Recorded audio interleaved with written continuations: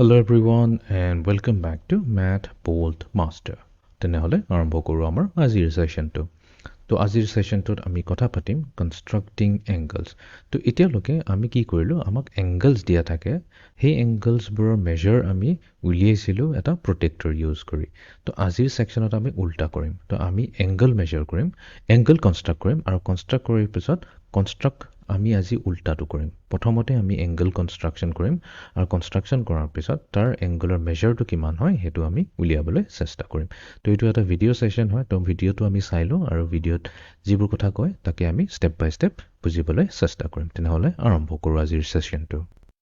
তো ইয়াতে আমাক সোধা গৈছে We're asked to construct a 10-degree angles. তো এটা 10 ডিগ্ৰী এংগল আমাক কনস্ট্ৰাকশন কৰিব লাগে। ঠিক আছে, চাই লওঁ কেনেকৈ কনস্ট্ৰাকশন কৰা যায়।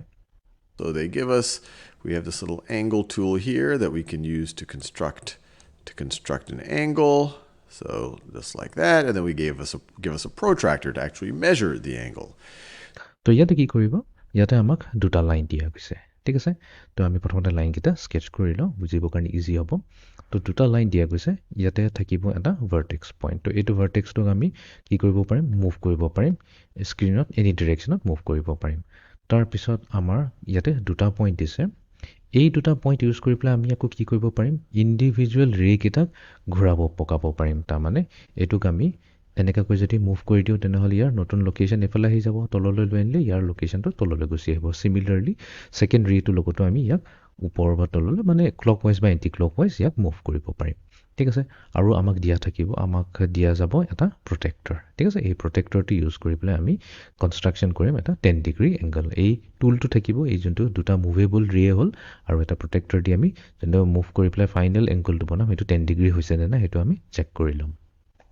So let's set it up. Let's put the protractor here. Let's put the vertex of the angle at the center of the protractor, or another way. So first কামটো কি হয়, ফাৰ্ষ্ট কামটো হৈছে আমাৰ যোনটো কমন ভাৰ্টেক্স পইণ্টটো আছে আৰু যোনটো আমাৰ প্ৰটেক্টৰৰ যোনটো চেণ্টাৰটো আছে এই দুটাক আমি কোইনচাইড কৰিব লাগিব। At the center of the protractor, at the center of the vertex, looks like the protractor is a little bit easier to manipulate, so let's do that there. Now let's put one of the rays here at 0 degrees, and now I'm going to put the other ray at 10 degrees. Very simple. তো আমি কি কৰিম, এটা rack আমি rotate কৰি পেলাই protector 0 degree দেখুৱাই আছে তাৰ লগত আমি কোইনচাইড কৰি দিম, আৰু ছেকেণ্ড ৰেটো যোনটো থাকিব সেইটোক আমি ঘূৰাই পেলাই মানে তাক এণ্টি ক্লকৱাইজ বা ক্লকৱাইজ ঘূৰাই পেলাই তাক আমি 10 ডিগ্ৰীলৈ লৈ আহিবলৈ চেষ্টা কৰিম। And it looks like I am done. I have constructed a 10-degree angle. And you want to be careful here when you use this tool because the angle in question, let me remove the protractor, show you what I'm talking about. এতিয়া এই এপটোত এটা বস্তু ধ্যান দি আমি কৰিব লাগিব। তো ইয়াতে দেখুওৱা যাব যে আমাৰ যোনটো এই দুটা লাইন থাকিব, এই দুটা যেনেকৈ এইটোক মই কৈতো ৰে নম্বৰ 1, এইটো ৰে নম্বৰ 2। এতিয়া ৰে নম্বৰ 1ক ৰোটেট কৰিব পাৰোঁ, ইভেন ৰে নম্বৰ 2কো ৰোটেট কৰিম, বাট ইহঁতৰ ৰোটেশ্যনত এটা বস্তু ইয়াতে দেখা পাবা। তো যেতিয়া 1ক ৰোটেট কৰোঁ তেনেহ'লে আমাক দেখুৱাব যে এই ভিতৰৰ এংগলটো। ঠিক আছে, এইটোতো চাব লাগিব, চালে আমি গম পাম। আৰু নেক্সট কেছত হ'ব পাৰে আমি যদি 2টো ৰোটেট কৰোঁ, যদি আমি ৰে নম্বৰ 2টো ৰোটেট কৰোঁ আৰু 1টো ফিক্স ৰাখোঁ তেনেহ'লে আমাক আকৌ এই বাহিৰৰ এংগলটো দেখুৱাব পাৰে। ঠিক আছে, তো সেইটো আমি অলপ কেয়াৰফুল থাকিব লাগিব। This right over here is the angle that we're talking about. If I had switched these two rays, the way the tool is set up, it might have interpreted the angle as this outer angle right over here. So be careful to look at which angle we're actually measuring. But look, this looks like I did the 10-degree angle, so let me check my answer. And just to be clear what I'm talking about, if you did the 10-degree angle like this, then it probably, or it definitely would have marked it wrong, even though the interior angle right over here, or this angle right over here might be 10 degrees. The way the tool is set up, you see from this circle that it thinks that you're looking at this outer angle. So it's important to make sure.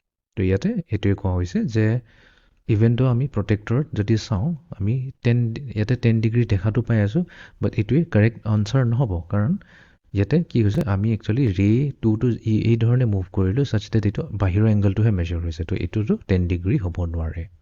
This outer angle. So it's important to make sure, at least for the sake of this exercise, that the system, that the computer program knows which angle you're going to talk about. Let's do one more of these. 155-degree angle. And this one's interesting because this is an obtuse angle. So once again, let us put the protractor at the vertex of the angle. So just like that. And now, well, that seems pretty good. Now let's take one ray and put it at 0 degrees.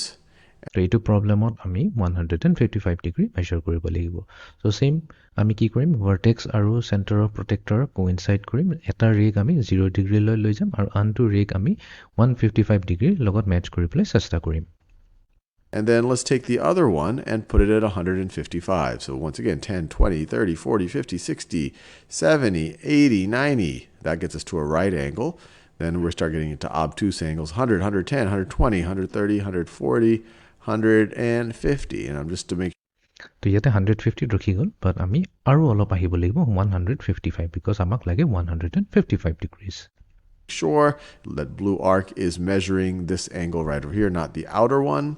And let me move the protractor out of the way so we can get a good look at it. And we got it wrong.